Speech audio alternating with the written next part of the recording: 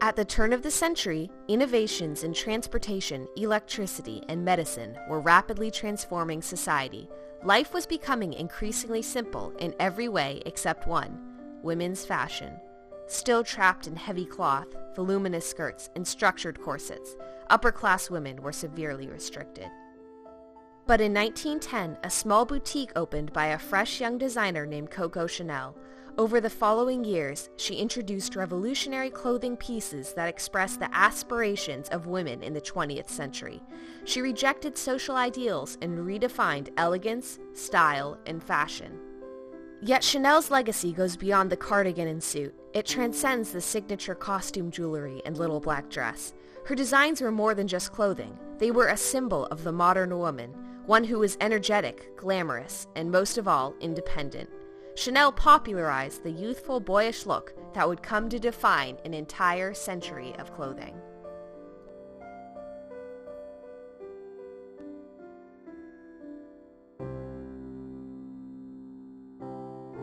Gabrielle Chanel was born on August 19, 1883 in Saumur, France. Chanel had a troubled childhood defined by poverty, but at the age of 18, she gained employment as a seamstress and strove to leave her deficient past behind. During the evenings, she labored at a tailor shop and further immersed herself in the world of clothing. But simply altering others' wardrobe did not suffice. Chanel was strong-willed and openly detested women's restrictive clothing. At the time, fashion for women was defined by discomfort. Heavy, non-breathable fabric flowed from neck to floor, hiding the layers of elaborate undergarments, which included several rustling flannel petticoats, a stiff satin underslip, and the Edwardian boned corset. All of these pieces were meant to flatten the stomach, cinch the waist considerably, and unnaturally manipulate the body into the desired S-curve. Right at the turn of the 20th century was right at the end of what they call the tight lace period. And so ladies were corseted and children were corseted from about age 2. So their body actually grew and became distorted to fit within the corset. Chanel, strong-willed and fiery, denounced the style and dreamed of starting a revolution, one in which women could celebrate comfort and elegance in their clothing. With the financial support of English admirer Boy Capel, Chanel opened a millinery boutique in 1910 and later an official clothing store. Her designs were noted for their simplicity and scarce decorations, a clear contrast to the flamboyant style that was popular during the time. None of her clothing included the typical restrictive elements of women's dress. Later, she recounted this, saying, "I gave women a sense of freedom. I gave them back their bodies that were drenched in sweat due to fashion's finery, lace, corsets, underclothes, and padding." Throughout the duration of World War I, traditional fabrics were hard to come by and extremely expensive, especially in France, a location being ravaged by troops. Coco Chanel, as a new designer, couldn't afford proper materials. In 1916, Chanel revealed her revolutionary solution to the problem: jersey. A soft, fluid, elastic knit, jersey was traditionally used for men's underwear, but Chanel saw past its original use and instead manipulated the material to flatter the figure rather than emphasize and distort the body's natural shape. The fashion industry was outraged by Chanel's use of fabric, and critics scoffed at the jersey dresses, shirts, and skirts. To them, the fabric was still reserved for undergarments and had no business on wealthy clients. But the public had a different opinion.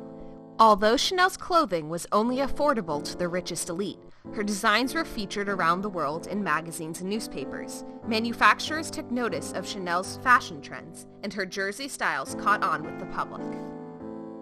She was taking practical, simple ideas and taking them to haute couture.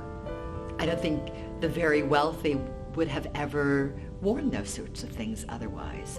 And then, of course, like fashion always does, it trickles down. With countless men fighting in the war, women filled the gaps in businesses and factories. Jersey was the fabric that let women properly move at work. It fit into people's lifestyles.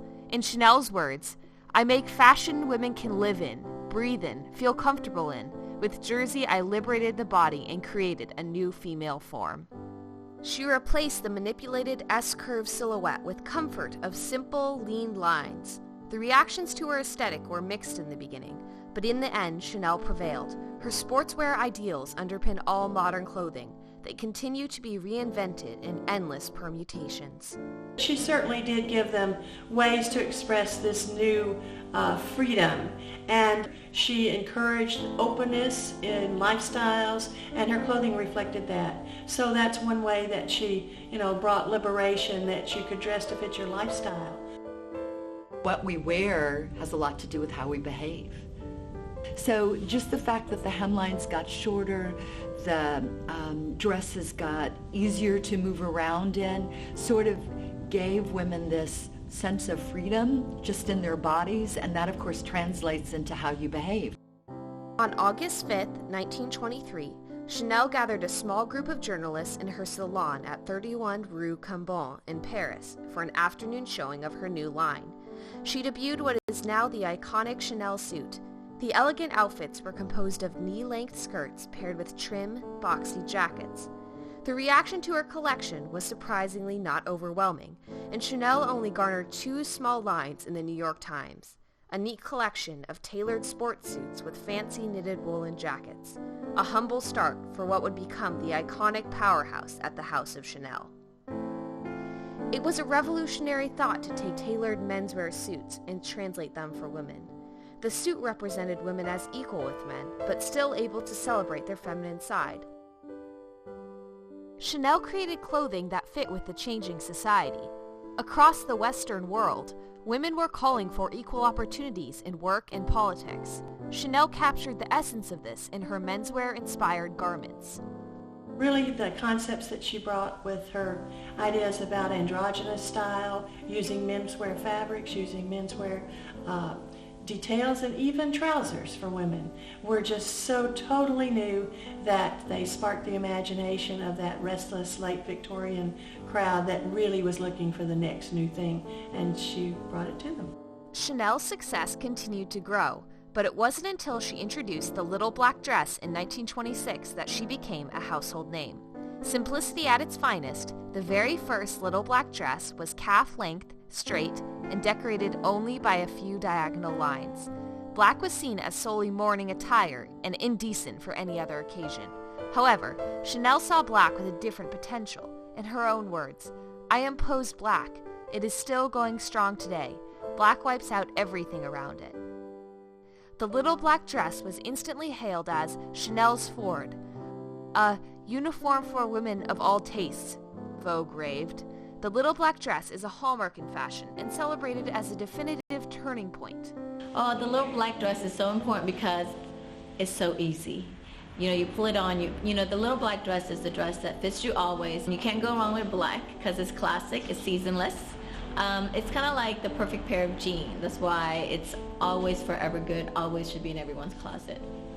Chanel had finally outdone herself by creating a casual, sophisticated, elegant dress that is a timeless piece for women of all decades. Chanel was an unexpected leader who rose from poverty to global celebrity and revolutionized not only fashion, but the way women viewed themselves. She was able to infuse comfort and sophistication into fashion, a combination rarely touched in an age of the Edwardian corset and contorted beauty. Through the innovation of using jersey as more than just underwear, introducing the women's suit, and defining elegant simplicity with the little black dress, Chanel revolutionized modern clothing. Her aesthetic in itself, a celebration of the independent, modern woman, was a reflection of the changing society, a trait that defined Chanel's success in future years. The fashion powerhouse still bears her name and continues to spread simplistic, elegant ideals across the globe. Luxury, mystery, glamour, beauty, style, freedom. These are the words that Chanel will always be remembered for, but above all, she should be hailed as a woman with a revolutionary vision and a lasting legacy.